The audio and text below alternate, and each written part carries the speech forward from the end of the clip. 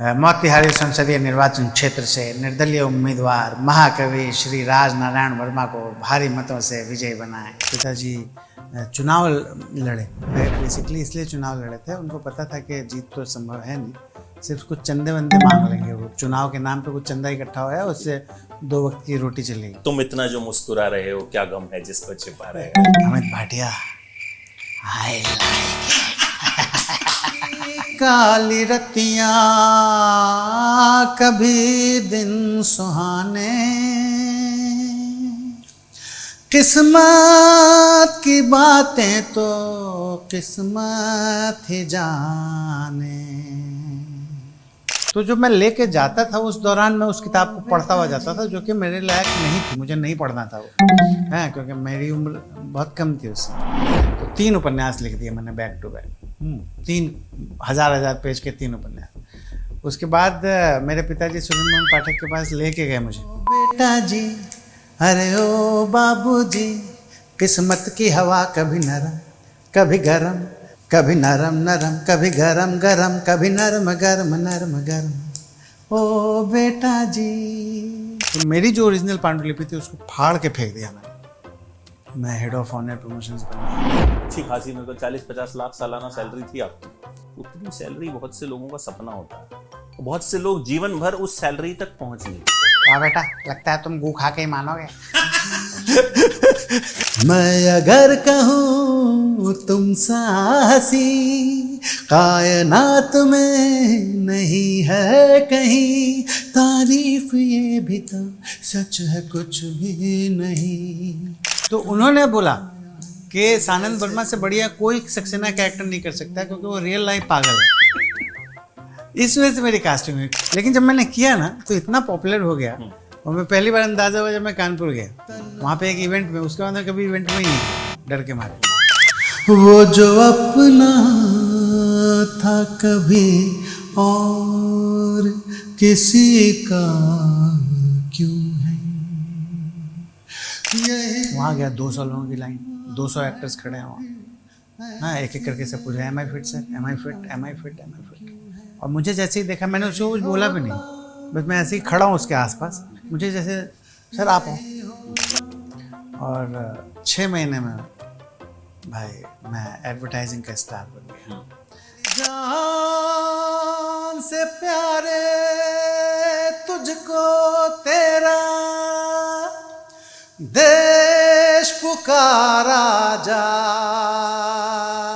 फिर उसके बाद वापस हम लोग दिल्ली आ गए, क्योंकि पिताजी का जो बुक पब्लिशिंग का बिजनेस था वो हमेशा की तरह एक बार फिर से बहुत बुरी तरह फ्लॉप साबित हुआ, और हमको वहाँ से भागना पड़ा। तो बस 100 रुपये लेके मुंबई पहुँचा था, माँ ने 100 रुपये दिए थे और वही पैसे लेके आया था। और पीछे से एक महिला आई जिनकी उम्र तकरीबन 65 साल की थी। वो आई और उन्होंने कहा कि बेटा, तुमने एक मरते हुए आदमी को हंसाया, एक मरते हुए आदमी। मेरे पति हॉस्पिटल में जोर जोर से रोने लगी, वो ऐसे सीने पे हाथ रख के ऐसे ऊपर किया उन्होंने हाथ, मुस्लिम थी। अल्लाह तुझे दुनिया का सबसे बड़ा एक्टर बनाए बेटा। और रोते हुए ये बोलते हुए निकल गई। उन्होंने फोटो नहीं खिंचाया, बस रोते हुए निकल के, जोर जोर से दहाड़े मार मार के रोते हुए, ये बोलते हुए कि अल्लाह तुझे दुनिया का सबसे बड़ा एक्टर बनाए, बोलते हुए चली गई वहाँ से।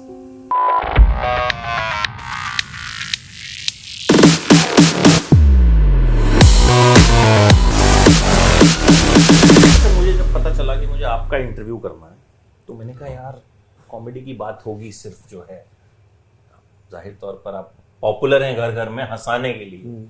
फिर मैंने रिसर्च करी, मुझे लगा यार comedy is a serious business. कि वो एक शेर कहा जाता है, वो मुझे याद आता है, तुम इतना जो मुस्कुरा रहे हो, क्या गम है जिसको छिपा रहे हो। आपकी जिंदगी का फलसफा कहा जा सकता है ये? हाँ हाँ, बिल्कुल बिल्कुल बिल्कुल। मुझे जो महसूस हुआ, बिल्कुल मेरी ज़िंदगी का फ़लसफ़ा ही ये है कि मैं ख़ुद को जितना ज़्यादा कंट्रोल में रख सकूं अपने दिमाग को, क्योंकि मुझे लगता है कि जो कुछ भी होता है अमित भाई, वो आपके दिमाग की वजह से ही होता है। आपका दिमाग किस ढंग से फंक्शन कर रहा है, आप कितना ज़्यादा कंट्रोल में हैं। तो आप जितना ज़्यादा कंट्रोल में हैं, आप उतने ज़्यादा खुश रह सकते हैं जीवन में। तो क्योंकि ये जो लाइफ की जो सीरियसनेस है, अगर आपने ध्यान दिया हो तो आपने देखा होगा कि मेरा जो बॉडी ऑफ वर्क है उसमें बहुत सीरियस कैरेक्टर्स भी मैंने किए हैं, जैसे कि सीक्रेट गेम्स है, पटाखा है, विशाल भारद्वाज सर ने मुझे, मधुर भंडारकर सर ने इतना काम दिया मुझे, सीरियस कैरेक्टर्स किए मैंने। तो हर तरह की कैरेक्टर जो है वो इसीलिए मैं कर पाता हूँ क्योंकि जीवन को मैंने बहुत करीब से देखा है, महसूस किया है। जो भी दुख तकलीफ़ होती है, जो आम बच्चों की ज़िंदगी में बहुत यानी बहुत ना के बराबर आती है, वो मेरे साथ हुआ है। अगर आप ये देखें कि 8 साल की उम्र में मैंने कमाना शुरू कर दिया था और घर चलाना शुरू कर दिया था। 40 रुपये कमाए थे ना? हाँ, तो अब आप बताओ 8 साल की उम्र कौन सी होती है घर चलाने की, परिवार चलाने की, है ना। तो क्योंकि इतना ज़्यादा कठिन समय देखा कि ये समझ गया कि बहुत ज़रूरी है कि अपने दिमाग को कंट्रोल में रखो, दिमाग को कंट्रोल में रखो और उसके हिसाब से, जिसको मैं बोलता हूँ एनर्जी मैनेजमेंट, यू नो, कि आपको मैनेज करनी है अपनी एनर्जी। जो आपका जो आपकी अंतरात्मा है, उसमें जो ऊर्जाएं चल रही हैं, उन ऊर्जाओं को आप एकदम सही नियंत्रण में, कंट्रोल में रखो, है ना। तो मेरी हमेशा स्ट्रगल मेरा वही रहता है। और एक नेचुरली मैं पता नहीं उसकी वजह क्या है, क्योंकि मुझे लगता है कि अगर मैं शुरू का याद करता हूँ, हाँ, तो मुझे नहीं लगता है कि मैं लोनर था एकदम शुरुआत में। शुरुआत मतलब ये कि जब मैं 8 साल के भी पहले, जब छोटा बच्चा था, उस समय की अगर मैं कुछ याद लेके आता हूँ तो मुझे कुछ ऐसा समझ में नहीं आता है कि मैं क्या था। लेकिन over a period of time ना, मुझे ये महसूस हुआ कि मैं ख़ुद की कंपनी बहुत एंजॉय करता हूँ। मैं अपने आप में रहना पसंद करता हूँ, मैं अकेलापन बहुत पसंद है मुझे। और शायद इसकी वजह ये हो सकती है कि संघर्ष के दिनों में ऐसे लोग मिले जो कि कष्टों का कारण ही बनते थे मेरे जीवन में, समझ रहे हैं। तो शायद वो भी एक वजह हो सकती है कि मैं तन्हाई को पसंद करता हूँ और अपने में रहता हूँ और मुझे कोई उसमें तकलीफ़ नहीं होती। तो बहुत तरह की चीज़ें हैं जो मैं कर पाता हूँ, क्रिएटिव बंदा हूँ, गाना गाता हूँ, सिंगर हूँ, कॉमेडी वीडियोस बनाता रहता हूँ और सब सिंगल हैंडेडली ही करता हूँ। खुद ही एडिट भी करता हूँ, खुद ही शूट भी करता हूँ, खुद ही स्क्रिप्टिंग भी करता हूँ, खुद ही सब करके उसको डाल देता हूँ और 25-25 मिलियन में उसके व्यूज़ जाते हैं। तो मेरा कोई भी वीडियो, यानी आप ये समझ लीजिए कि शायद ही कोई ऐसा बड़ा स्टार है जो कि इंस्टा पे एक्टिव है, बहुत ज़्यादा काम कर रहा है इंस्टा पे, और उसने मेरे ऑडियो पे वीडियो न बनाया हो, है ना। हर बंदा, चाहे वो विद्या बालन का नाम लो, चाहे आप किसी का भी नाम लो, उसने मेरे किसी न किसी वीडियो पे अपना वीडियो छापा है ना। तो काफ़ी सक्सेसफुल हूँ मैं इस दिशा में भी, है ना। मेरे वीडियोस भी जो शॉर्ट फॉर्मेट छोटे वीडियोस, कंटेंट क्रिएशन बेसिकली जी, तो उसमें भी लोग जी पसंद करते हैं मुझे। तो मेरे ख्याल से इसकी वजह यही है कि मैं बहुत फोकस्ड हूँ, मुझे एग्जैक्टली पता है कि मुझे लाइफ में क्या करना है। मेरा उद्देश्य जो है, मेरा जो जीवन का लक्ष्य है, वो बहुत ही क्लियर है कि मुझे ज़्यादा से ज़्यादा लोगों को एंटरटेन करना है, हंसाना है, और मुझे लगता है कि इससे बड़ा पुण्य का काम और कुछ हो नहीं सकता। मैंने कहा comedy is a serious business, तो हंसाना सबसे मुश्किल काम। जी। लोगों को लगता है कि अभी तो मतलब कई बार क्या होता है, बॉस खराब जोक भी मारे तो हंसना पड़ता है। तो वहां समझ में आता है कि यार जोक की अहमियत होती क्या है। अच्छा, आप हैं कहाँ से और बचपन किस तरह का रहा? बचपन मेरा बहुत संघर्ष भरा रहा। मैं बेसिकली बिहार पटना की पैदाइश हूँ, और जब मैं पैदा हुआ, मैं 4 महीने का बच्चा था, तभी हम दिल्ली शिफ्ट हो गए। फिर दिल्ली में रहे कुछ। दिल्ली में कहाँ? दिल्ली में जमुना पार ही रहते थे, तो लक्ष्मी नगर। तो वहाँ पे रहे। और एक्चुअली दिल्ली में भी बहुत अलग अलग एरियाज़ में हम रहे हैं। फ़िलहाल जमुना पार मुझे लक्ष्मी नगर याद है तो बोल दिया मैंने। तो वहाँ रहे और पिताजी साहित्यकार थे, बड़े अच्छे साहित्यकार थे। वो एक पत्रिका छापते थे, उसका नाम था सदाशिव। वो पत्रिका छापते थे, उसके संपादक थे वो। तो लेकिन चलता वलता था नहीं। पिताजी भी बड़े सीधे, बड़े सरल स्वभाव के व्यक्ति थे। हिंदी के प्रकांड पंडित थे। मेरे घर में हमेशा वही साहित्यिक माहौल रहता था। हाँ, मेरे पिताजी जो, जब हम वापस पटना गए, लगभग तकरीबन 8 साल तक, जब मैं लगभग 8 साल का हुआ तो हम दोबारा पटना आ गए। तो वहाँ पे मेरे पिताजी कवि गोष्ठियाँ किया करते थे हर हफ्ते। तो पूरे पटना के बड़े बड़े कवि आते थे और मेरे पिताजी माँ को बोलते थे कि जाओ पड़ोसी से 25 रुपया मांग के ले आओ, 20 रुपया मांग के ले आओ और इनके चाय नाश्ते की व्यवस्था हो, है ना।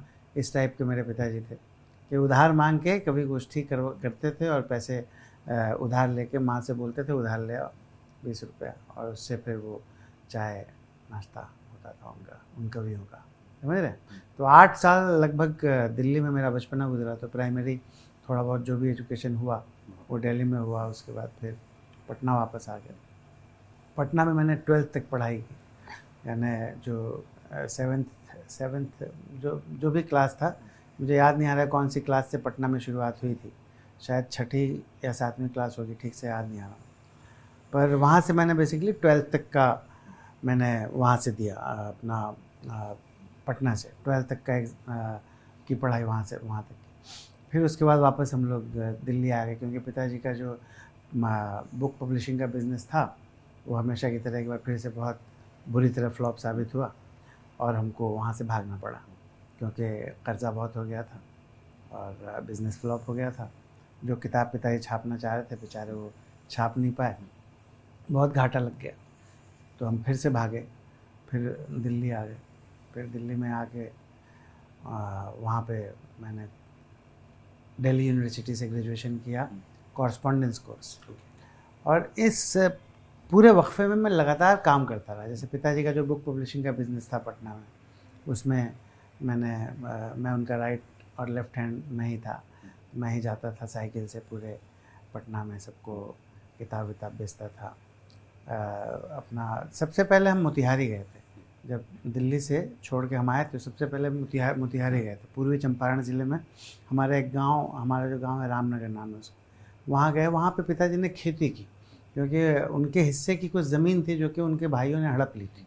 तो वहाँ पे वो एक संघर्ष चला, तो पिताजी ने खेती की। तो वहाँ से मैंने शुरुआत की थी। सबसे पहला जो काम करने का अनुभव रहा वो वहाँ से। तो वहाँ से मुझे याद है 20-20, 30-30 किलो का एकदम वो गट्ठर जो है वो सर पे अपने उठा के मैं खेत से जाता था घर।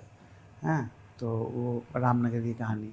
फिर कुछ दिन रहे, फिर वहाँ से पिताजी चुनाव लड़े मेंबर ऑफ पार्लियामेंट का, निर्दलीय। साइकिल छाप था उस समय, उनको मिला था साइकिल छाप। हाँ, तो बाद में मेरी माँ कहती है कि वो बेसिकली इसलिए चुनाव लड़े थे, उनको पता था कि जीत तो संभव है नहीं, सिर्फ कुछ चंदे वंदे मांग लेंगे, वो चुनाव के नाम पे कुछ चंदा इकट्ठा होया, उससे 2 वक्त की रोटी चलेगी। इस चक्कर में पिताजी ने चुनाव लड़ा था, समझे आप।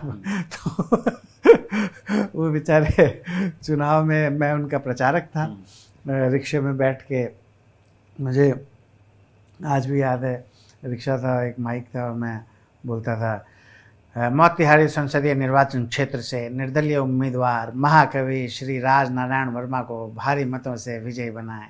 ये लाइन मुझे आज तक याद है। उस छोटी सी उम्र में मैं साइकिल पे बैठ के अपना रिक्शे पे, जो तिपहिया रिक्शा होता है ना, जी जी, उस पर बैठ के मैं प्रचार करता था।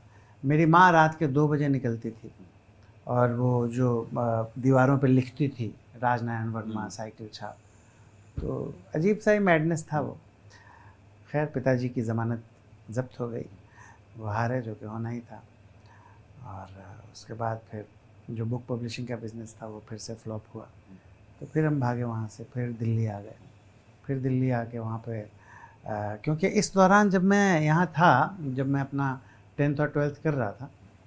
उस दौरान मैंने कुछ नाटक किए, थिएटर किया कुछ, और कहानियाँ, क्योंकि घर में साहित्यिक माहौल था, तो मैंने कुछ स्टोरीज़ लिखी और उन स्टोरीज़ को मैंने नंदन नाम की एक पत्रिका हुआ करती थी, जी बिल्कुल, बहुत फेमस पत्रिका थी, हिंदुस्तान टाइम्स ग्रुप की।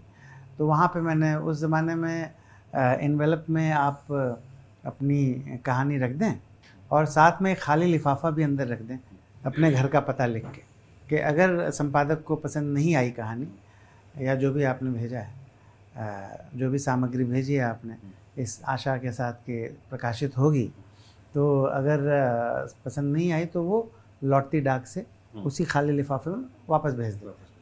तो वो मैंने किया। तो पहली कहानी जब मैंने भेजी तो वो छप गई हैं, और उस समय मुझे अच्छे खासे पैसे मिले उसके, बड़ी पत्रिका थी। मैंने कहा कमाल है हैं। फिर मैंने दूसरी कहानी लिखी, वो भेजी, वो भी छप गई। मैंने कहा वाह। फिर तीसरी कहानी लिखी, वो भेजी, वो भी छप गई। हाँ, पैसे भी अच्छे खासे आए। मैं बच्चा ही था, दिमाग ख़राब हो गया मेरा। मैंने कहा मैं बहुत बड़ा कहानीकार बन गया हूँ, अब ये सब नहीं चलेगा, अब नॉवेल लिखूँगा मैं।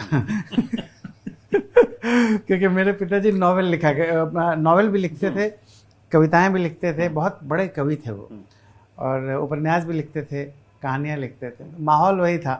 तो मेरे पिताजी ना उस ज़माने में जो सुरेंद्र मोहन पाठक, वेद प्रकाश शर्मा की जो जासूसी उपन्यास की किताबें आती थी ना, तो वो पढ़ा करते थे मेरे पिताजी।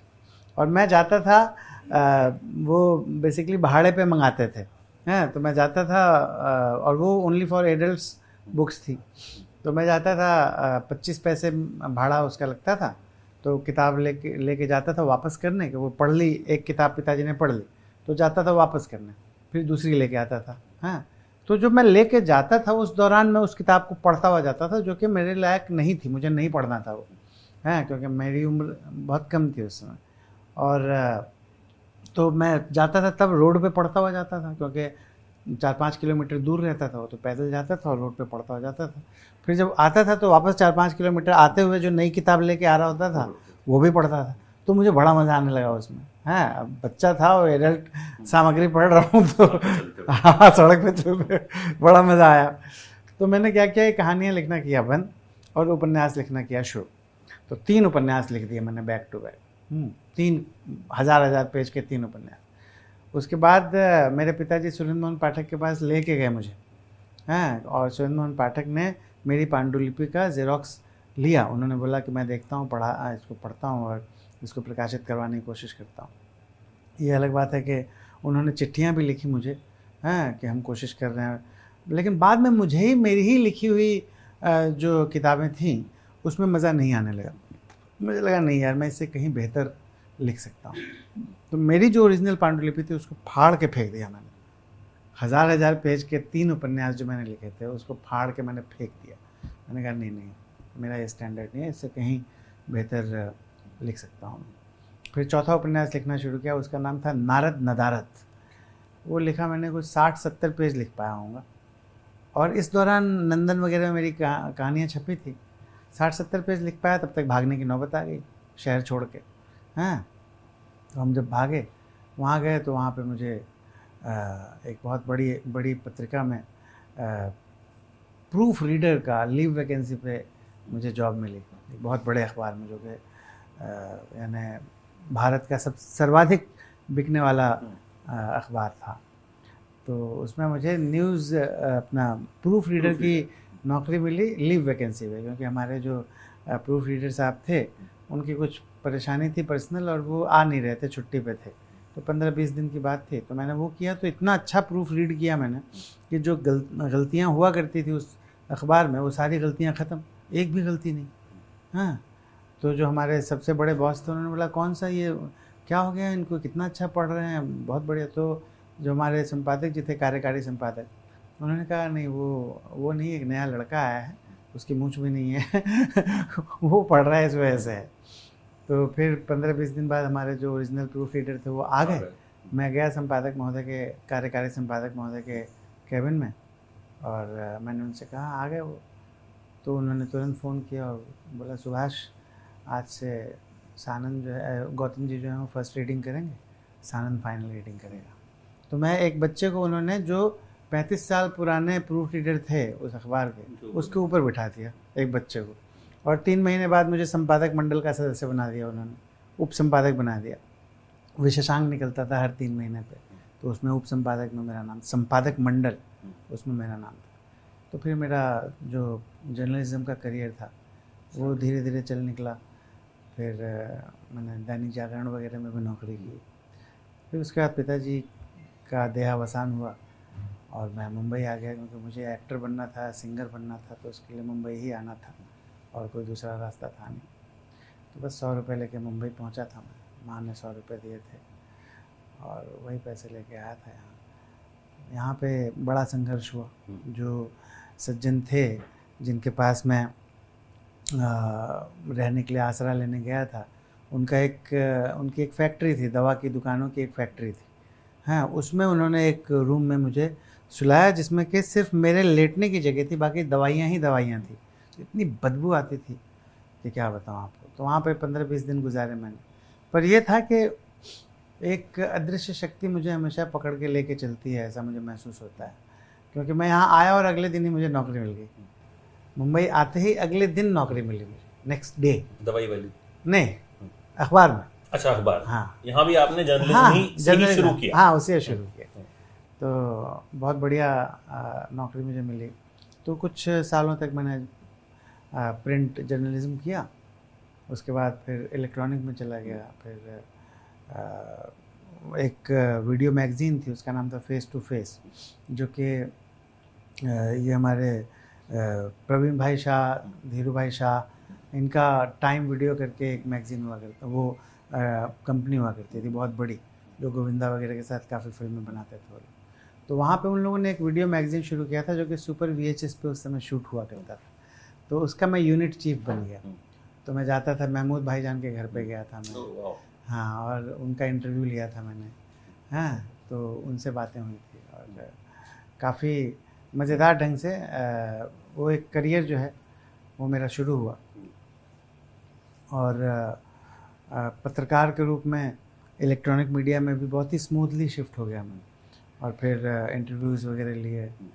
और उसके बाद फिर हिंदुजाज जो है वो नया चैनल एक लॉन्च कर रहे थे, मूवी चैनल, जो कि केबल बेस्ड था। तो उसमें मुझे नौकरी मिली। तो वहाँ पे भी बहुत मेहनत की मैंने लगातार। यानी आप ये समझें कि 20-20, 22-22 घंटे काम करता था। जब लॉन्च प्रोग्राम हो रहा था उसको डायरेक्ट मैं ही कर रहा था। तो उसके लिए मैं 8-9 दिन तक लगभग घर गया ही नहीं था। यानी ऐसे ही थोड़ी देर के लिए घर गया, मुश्किल से आधे घंटे के लिए, कपड़े चेंज करके आ गया, इस टाइप का कुछ सीन था। तो लॉन्च प्रोग्राम अच्छा हो गया। तो वहाँ पे तो धीरे धीरे बेसिकली फिर मैंने पूरे हिंदुजाज में, मुझे याद है सारे के सारे जो मेरे कूलीग्स थे वो चले जाते थे।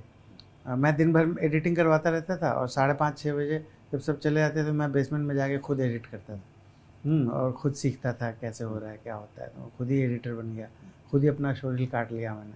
हाँ, उसको दे दिया तो मेरे को बहुत बड़े मल्टीनेशनल कंपनी में जॉब मिल गया। और वहाँ पे खूब जम के मेहनत की मैंने। इतनी मेहनत की कि एक टाइम ऐसा आया कि मैं बहुत ज़्यादा मैंने तरक्की की। और यानी एक टाइम पे 15-20 लोग मेरे अंडर में काम करते थे। मैं हेड ऑफ़ ऑनर प्रमोशंस बना, फिर बाद में head of new product development बना। उसके बाद फिर लगा कि नहीं यार, एक्टर बनने आया था मैं, बहुत हो गया, छोड़ दिया। हाँ, अच्छी खासी, मेरे को 40-50 लाख सालाना हाँ, सैलरी थी आपकी। जी। तो इतनी सैलरी अक्सर बहुत से लोगों का, जिस बैकग्राउंड से आप आए, मतलब जगह जगह रहे, जिस बैकग्राउंड से आप आए, उतनी सैलरी बहुत से लोगों का सपना होता है। बहुत से लोग जीवन भर उस सैलरी तक पहुंच नहीं पाते, बहुत से लोग। बट कैसे हिम्मत आई कि भाई छोड़ दूंगा? देखिए, 2-3 बातें हैं। पहली बात तो ये है कि मुझे हमेशा लगता है कि तीसरी कोई अदृश्य शक्ति है, वही करती है सब। कोई उसको भगवान बोलता है, कोई कुछ बोलता है, मैं अदृश्य शक्ति बोलता हूँ। वो है मेरे साथ। मुझे लगता है कि कोई अदृश्य शक्ति है जो मेरी उंगली पकड़ के मुझे खींचती रहती है। ये मुझे हमेशा महसूस होता है, ठीक है। और जो नौकरी थी, मैं बहुत ज़्यादा डिप्रेस था। बहुत सारे रीजंस थे। मेरी पर्सनल लाइफ बहुत ही क्योटिक थी और डिप्रेशन था मुझे बहुत। मुझे लगता था कि मैं एक कलाकार हूँ, ये काम करने नहीं आया था। मुझे पता नहीं क्यों अंदर से बहुत ज़्यादा ये बात कचोटती थी मेरे मन को कि मैं एक बहुत बढ़िया कलाकार हूँ और मैं ये क्या कर रहा हूँ।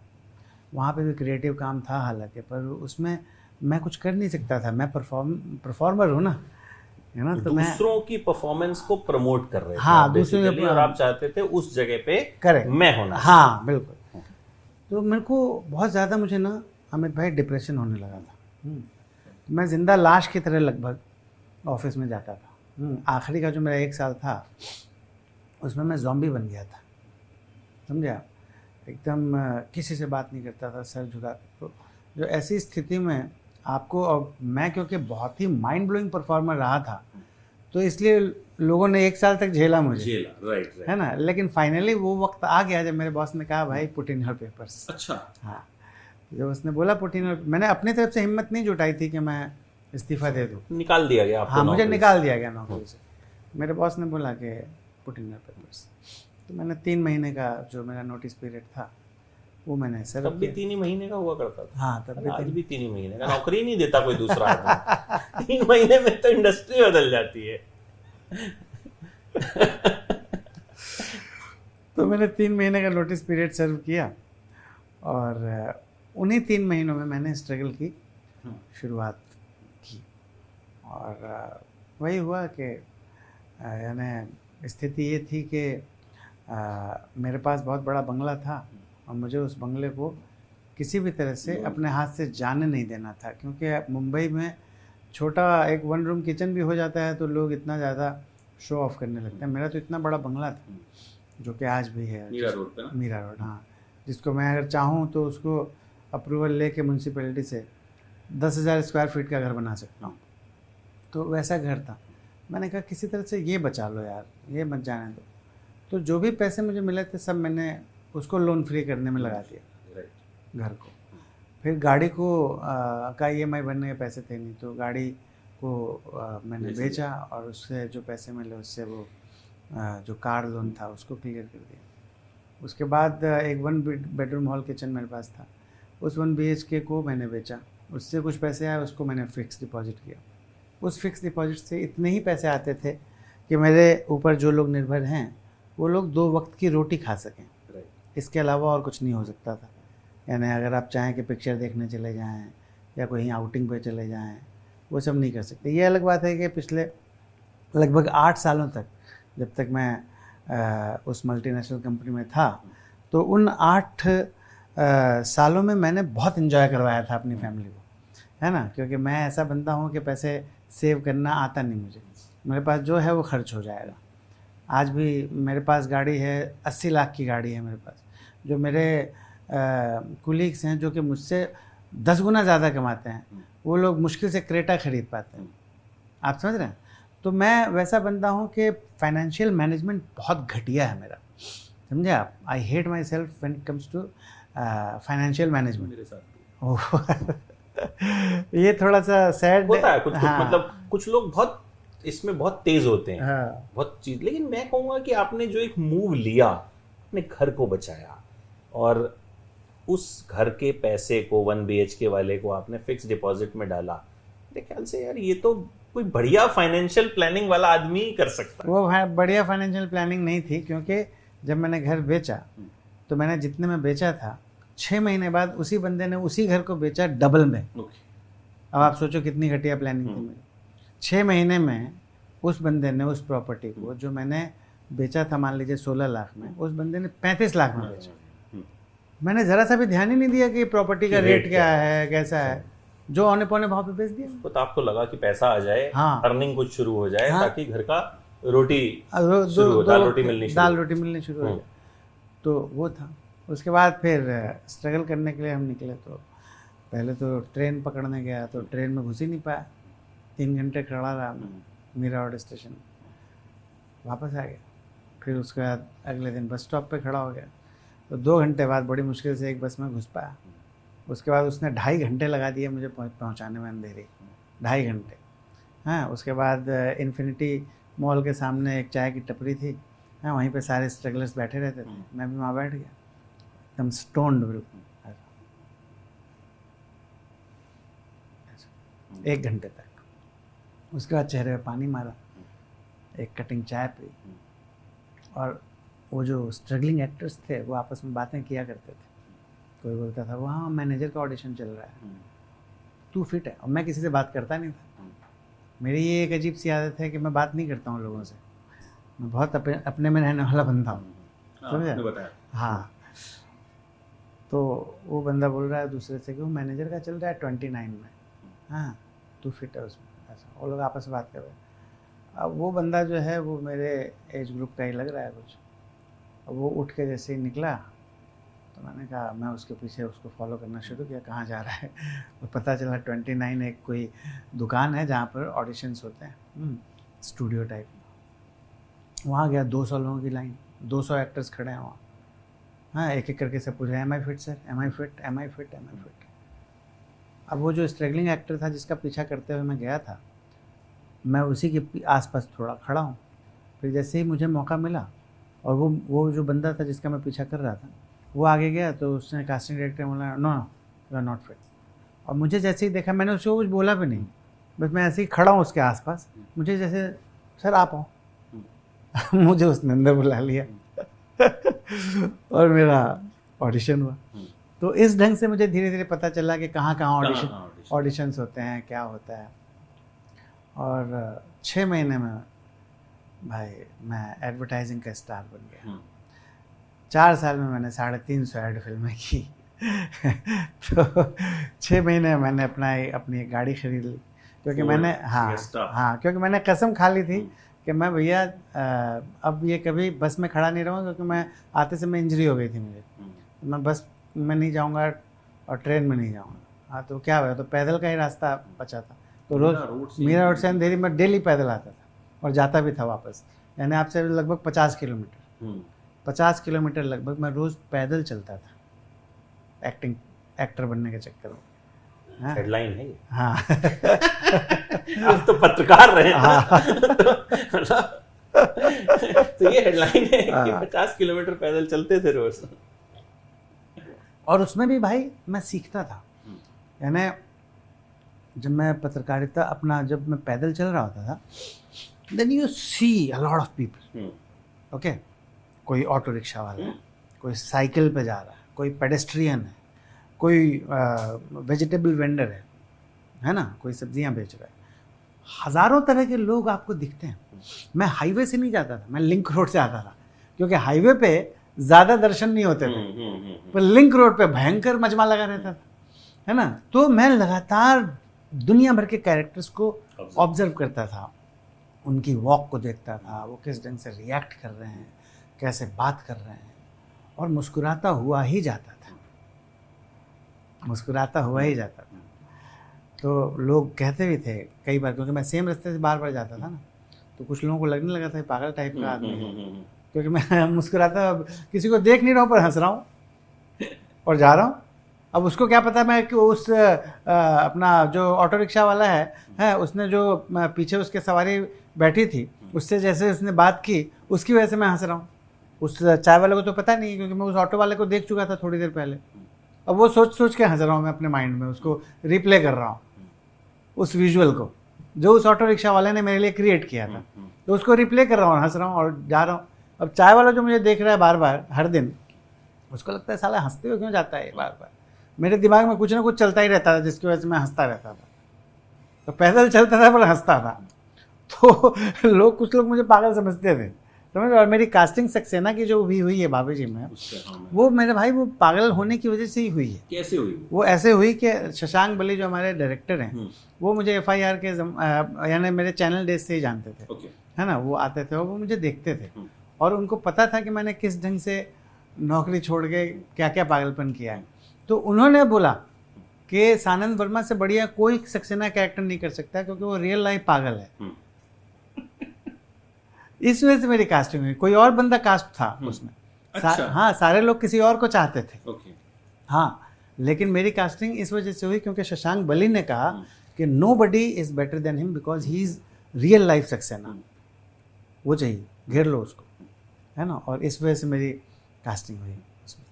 ये जो किरदार मिला, जी, इसने ही जीवन बदला, या इसने ही जो है वो दिया जो कहीं ना कहीं आप बचपन से या जब से आपने ये सोचा कि मैं एक्टर बनूंगा, इसी किरदार ने वो चीज दी? निस्संदेह, निस्संदेह, क्योंकि निस्संदेह, काम तो आपने बहुत किया है। बिल्कुल।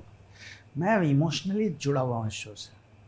मैंने प्रोड्यूसर को बोला मैं शाहरुख खान के लेवल का भी स्टार बन जाऊंगा ना, मैं चॉपर से आऊँगा नायगांव पर, इस शो को नहीं छोड़ूंगा।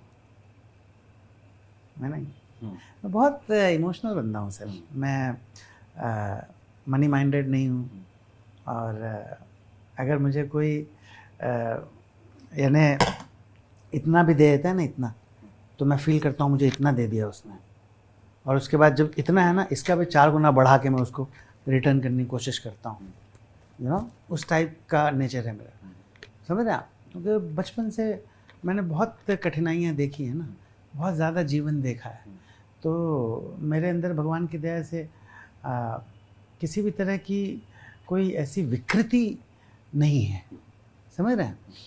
बहुत सारे ऐसे लोग होते हैं जो कि कठिनाइयों से गुजरते हुए कई बार विकारग्रस्त हो जाते हैं, उनके अंदर बहुत सारी विकृतियाँ आ जाती हैं, बहुत सारी बुराइयाँ आ जाती हैं।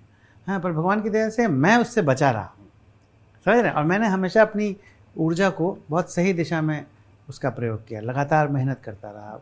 बाकी के लोग अगर 8 घंटे काम करते थे तो मैं 24 घंटे काम करता था, घर ही नहीं जाता था, पागलों की तरह मेहनत करता रहता था, है ना। तो इस वजह से अमित भाई, जो कुछ भी मेरे जीवन में हुआ है सो हुआ है।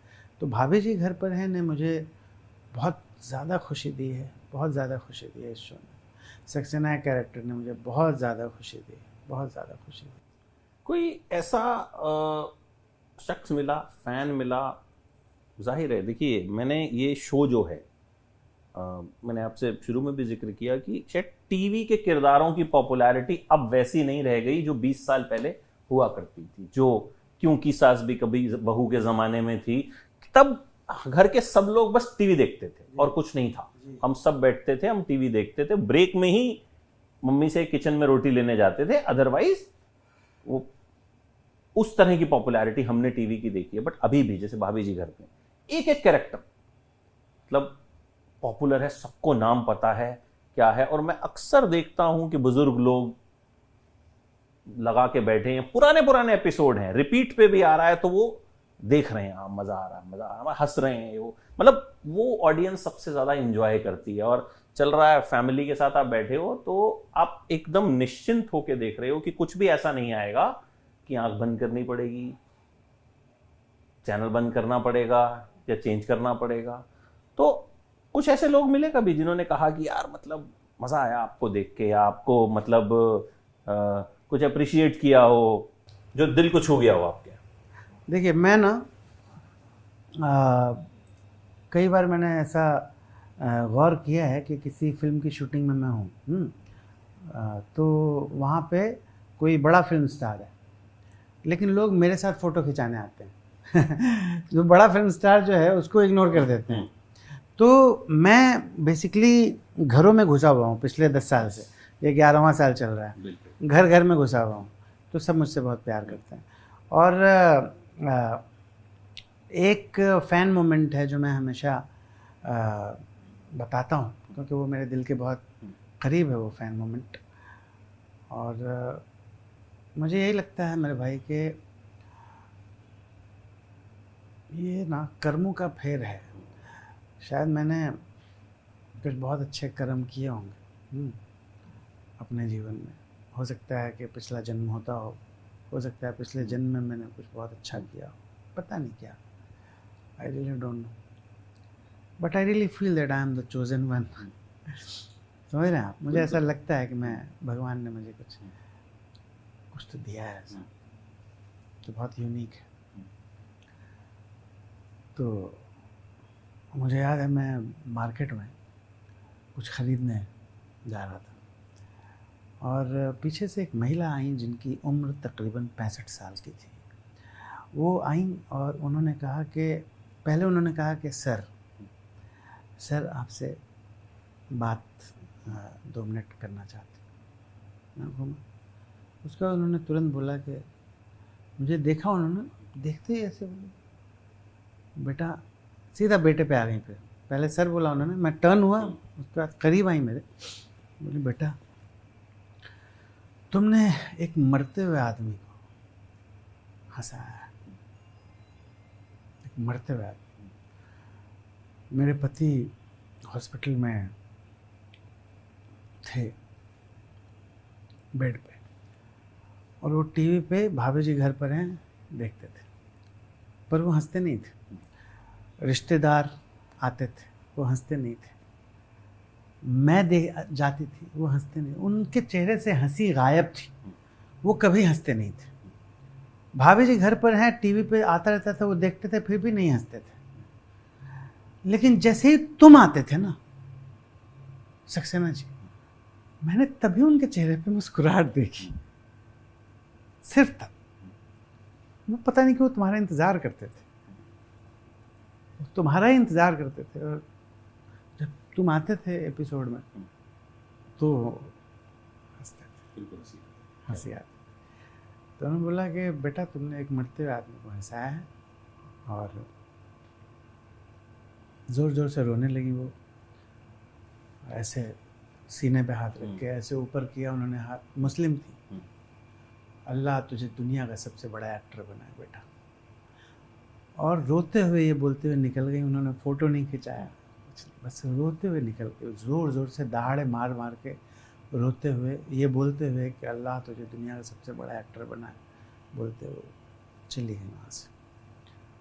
मैं भी रोने लगा। ये एक फ़ैन मोमेंट है जो कि मेरे दिल के बहुत करीब है।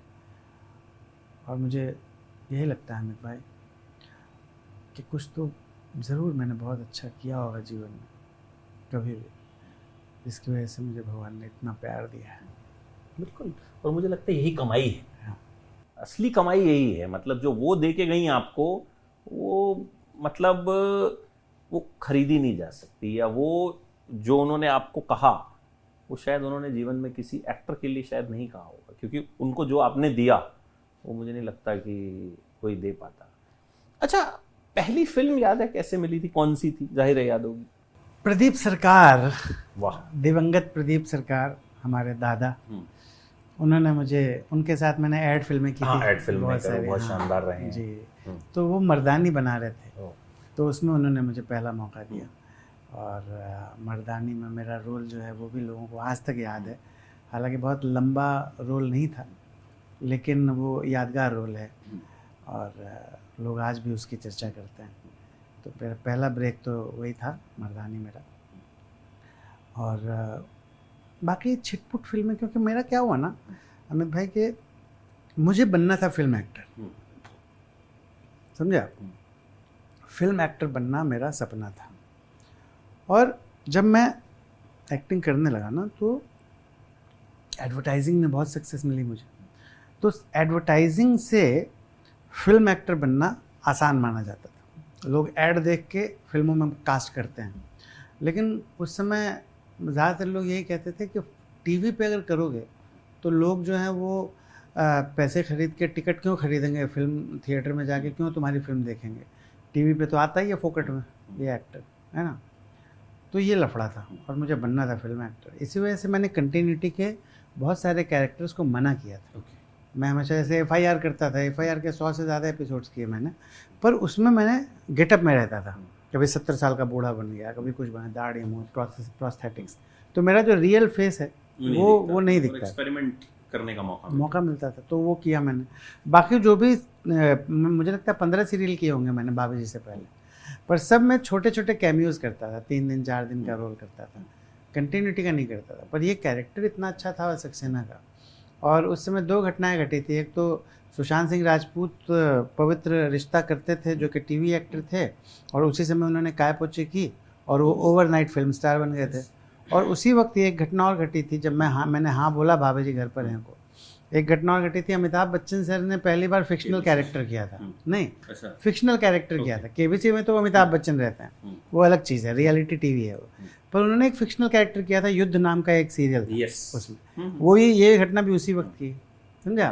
तो मैंने कहा जब Amitabh Bachchan superstar of the millennium जो हैं वो फिक्शनल कैरेक्टर कर सकते हैं टेलीविज़न पर, और सुशांत सिंह राजपूत अगर टीवी एक्टर से फिल्म स्टार बन सकता है ओवरनाइट, तो मैं क्यों नहीं। और ये कैरेक्टर बहुत शानदार था। और शशांक बली मुझे बहुत टैलेंटेड स्टोरी टेलर लगते हैं।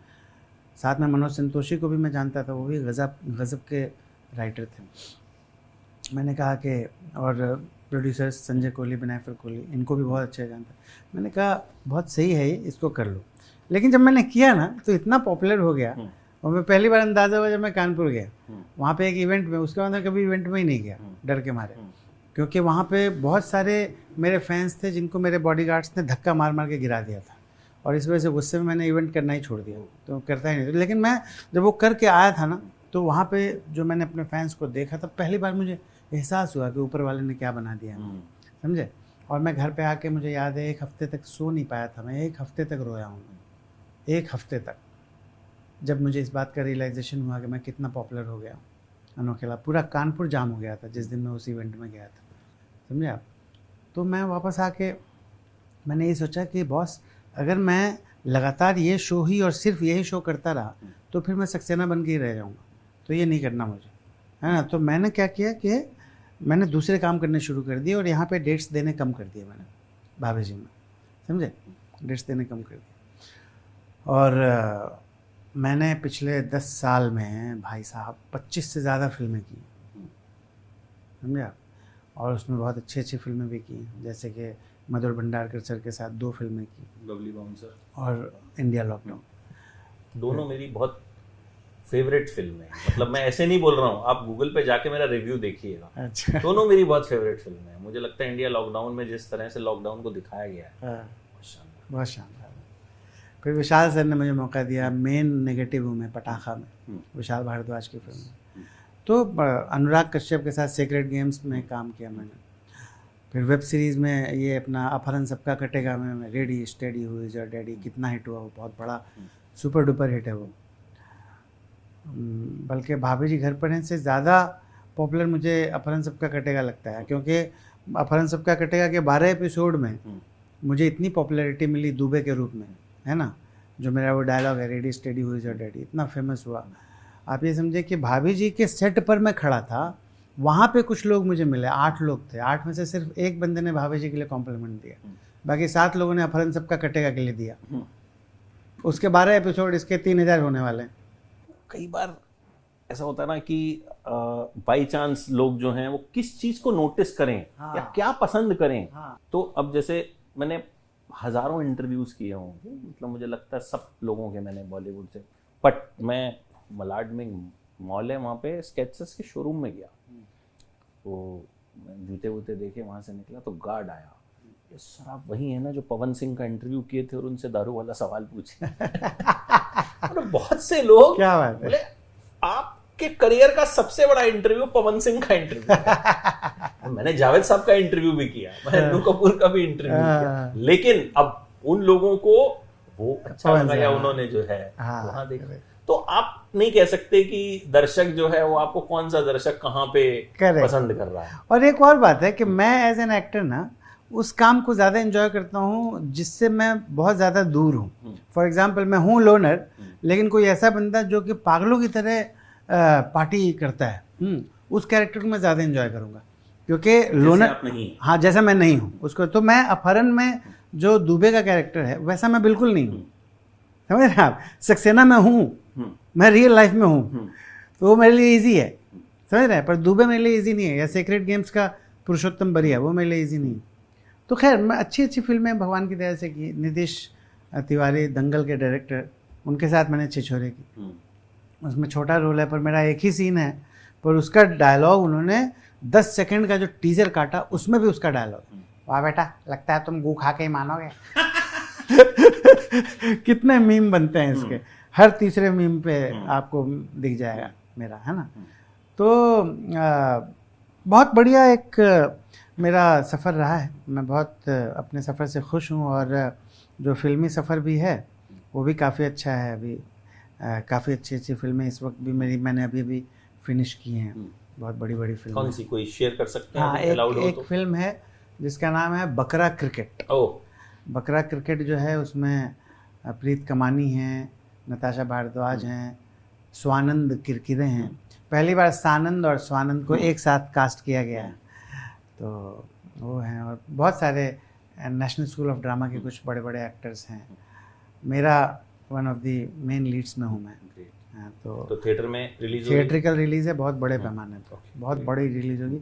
एक कोई बहुत बड़े ए लिस्टर आएंगे एक कैमियो करने के लिए, वो भी आएंगे। और भी उसका वही एक दिन का शूट अभी बचा है, बाकी सारा हो गया है। तो बहुत ही शानदार फिल्म है। एक विक्रांत मैसी और शनाया कपूर वाली फिल्म जो है, आँखों की गुस्ताखी, जो शायद उत्तराखंड में या कहीं हाँ पहाड़ों में हाँ जी जी शूट भी हो रही थी। हाँ, करेक्ट। उसमें मेरा बड़ा अहम किरदार है, बहुत शानदार रोल है उसमें, वो फिल्म की। मैं तो बढ़िया बढ़िया फिल्में कर चुका हूँ और अभी भी भगवान की दया से कर रहा हूँ। नहीं, बिल्कुल। और मतलब आपकी कहानी बहुत, तब हम अक्सर क्या होता है ना कि हम जिस किरदार को पर्दे पे देखते हैं वो सिर्फ हंसा रहा है, लेकिन हमको पता नहीं है कि वो आदमी 3 नॉवल लिख के फाड़ के फेंक चुका है, या उसको राइटिंग की इतनी जानकारी है। तो मोस्टली क्या होता है, हम एक वो इमेज लेके चलते हैं कि भाई ये आदमी तो जो है, मतलब महमूद साहब डायरेक्टर भी रहे, और बट लेकिन लोगों को लगता है वो कॉमेडियन है। अभी मैं एक फिल्म की है, मैंने उसमें 2 गाने मैं गा रहा हूँ, 2 गाने गा रहा हूँ मैं उसमें। मैंने, आप समझे कि यानी वो प्लेबैक सिंगिंग का डेब्यू होने जा रहा है मेरा अभी बहुत जल्दी। और अभी मैंने एक गाना यूट्यूब पे ऐसे जगजीत सिंह साहब का एक गाना गा के यूट्यूब पे डाल दिया। उसमें कोई म्यूज़िक नहीं था। सुना सकते हैं? हाँ, सुनाऊंगा ना। उसमें कुछ म्यूज़िक नहीं, कुछ भी नहीं। ऐसे ही जैसे मैं बैठा हूँ, मैंने गाना शुरू कर दिया। हाँ, गा के 2.25 मिनट का क्लिप था, मैंने उसको यूट्यूब पे अपलोड कर दिया। बस अपलोड करते ही उसी वक्त रेड लाइन आई, कॉपीराइट। उसी वक्त यूट्यूब ने ब्लॉक किया, जबकि मैंने किसी का नाम नहीं डाला था, ना जगजीत सिंह का नाम डाला, ना कुछ नहीं, ताकि लोगों को ये पता ना चले कि समझ रहे हो वो गाना मैंने गाया है। बस सिर्फ मेरा एक नॉर्मल वीडियो मैंने डाल दिया, जैसे अपने फनी वीडियोस डालता हूँ वैसे ही डाल दिया, और उसी वक्त कॉपीराइट। वो इसलिए आया क्योंकि मैंने इतने ज़्यादा सुर मैच किए थे ना, यानी आप ये समझ रहे हो, सॉफ्टवेयर रीड करता है ना। हाँ, सॉफ्टवेयर, वो एकदम लग रहा था कि एकदम ओरिजिनल गाना चल रहा है। वो ऐसे था, कोई ये कैसे बताए कि वो तन्हा क्यों है, वो जो अपना था कभी और किसी का क्यों है। यही दुनिया है तो फिर ऐसी ये दुनिया क्यों है, यही होता है तो आखिर यही होता क्यों है। बिल्कुल जो है ये उसी, एक अपना गाना मैंने सुना था, ओ बाबूजी। हाँ, वो मुझे जरूर सुनना। ओ बाबूजी, ये कौन सा है? ये मुझे याद नहीं आ रहा। दुनिया की हवा कभी नरम। अच्छा, वो क्या, हाँ, वो सुनना आपको? ओके, बहुत, मतलब बहुत फेवरेट गाना है। तो ये जगजीत सिंह का जो मैंने आपको सुनाया, तो ये मैंने ऐसे ही गा के डाल दिया था, और उसी वक्त कॉपीराइट, सुर इतने मैच हुए थे उसमें, समझे? उसी वक्त मैंने ओरिजिनल सुना था, सुन के मैंने गाया। अभी तो थोड़ा टाइम हो गया उसको, 15 दिन हो गए हैं। उसी समय ताज़ा ताज़ा सुर कान में बज रहे थे, तो एग्जैक्टली मैच किया था मैंने। अभी भी थोड़ा बहुत मैच हो ही गया होगा।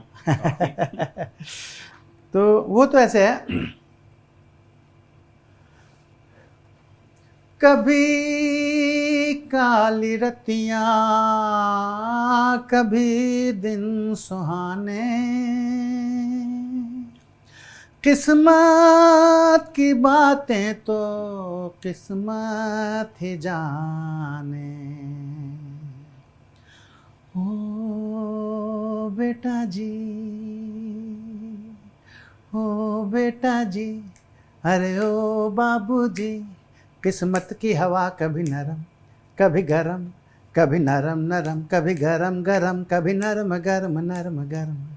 ओ बेटा जी, क्या बात है। मतलब सिंगिंग भी जो है कहीं ना कहीं मुझे लगता है कि अंदर थी भयंकर रूप से। मतलब ये मुझे लगता है कोई सीख नहीं सकता है हाँ, singing। हाँ, मैं बिल्कुल। मतलब मेरा पर्सनली ऐसा मानना है सही कि कह आप कितनी ही आप ठीक है एक्टिंग क्लासेस ले लो जो भी है मतलब हाँ। लेकिन मुझे लगता है सिंगिंग एक ऐसी चीज है जो आप सीख नहीं सकते। या तो आप अच्छे सिंगर हैं या फिर नहीं। करेक्ट, मानते हैं आप ये? हाँ, मानता हूँ, बिल्कुल मानता हूँ।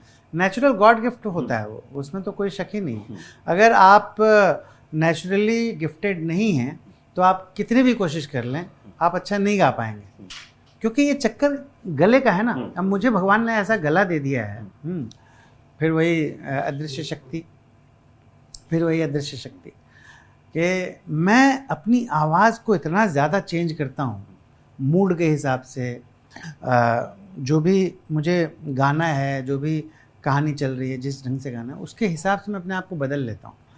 जैसे अभी 2 गाने आपने सुने, दोनों में आपको अलग लगा ना, है ना? एक जगजीत सिंह वाला अलग लगा, ये बिल्कुल अलग लगा।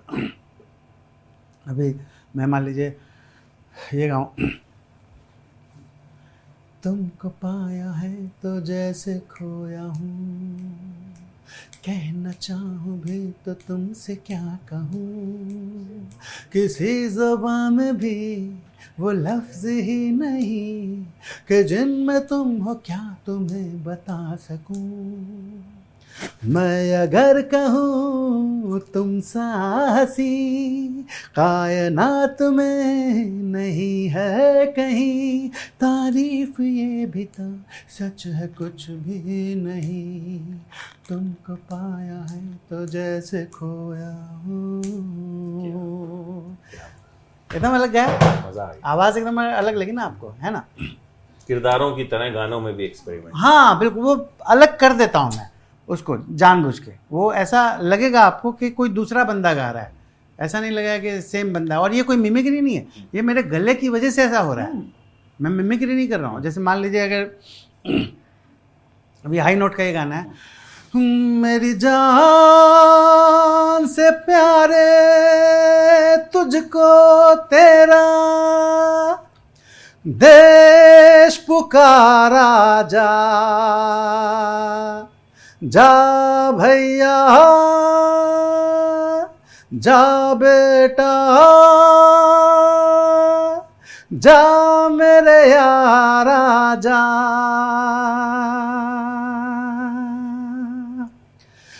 देखो वीर जवानों अपने खून पे ये इल्जाम ना आए, माना कहे के मेरे बेटे वक्त पड़ा तो काम न आए। देखो वीर जवानों, पूरा टेक्सचर अलग है। मैंने मिमिक्री नहीं की किसी की। मतलब जगजीत सिंह से लेकर बी प्राक, हाँ सब दिखा दिया, सब दिखा दिया। अरे मुझे अपने आप बी प्राक याद आया आपने जब हाई टोन में गाया तो। लास्टली वो आपका जो फेमस डायलॉग है वो तो मैं जरूर सुनूंगा, अनोखे लाल जी वाला। अच्छा मैं ये पूछ लेता हूँ ना, कैसी लगी ये बातचीत, कैसा लगा ये इंटरव्यू? मुझे अमित भाटिया जी के साथ बात करके बस एक ही उद्गार हैं मेरे मन में जो कि मैं व्यक्त करना चाहूँगा, और वो हैं Amit Bhatia, I like it. ये अपनी तारीफ जबरदस्ती निकलवाना हो गया। लेकिन मतलब मजा आया आपसे बात करके, और मतलब बड़ी गहराई है आपकी बातों में जो कि कम कलाकारों में होती है। मतलब क्योंकि जाहिर है जिंदगी जब स्ट्रगल आपको देती है तो, क्योंकि बहुत कम है लोग होंगे जो 50 किलोमीटर पैदल चलेंगे या नॉवल लिखते होंगे, सड़क पे चलते हुए किताबें पढ़ते होंगे, ऐसे बहुत कम लोग होंगे। तो मतलब वो कहीं ना कहीं आपके किरदार में दिखती है। और ऐसे ही शानदार काम करते रहिए, आप एंटरटेन करते रहिए। अनोखे लाल आपका तो कैरेक्टर ही है, अनोखे लाल, तो अनोखे तरीके से आप हर चीज को निभाते भी हैं। और रियली मतलब it was very lovely talking to you. Thank you so much. Same है, thank you so much for having me here. Most welcome.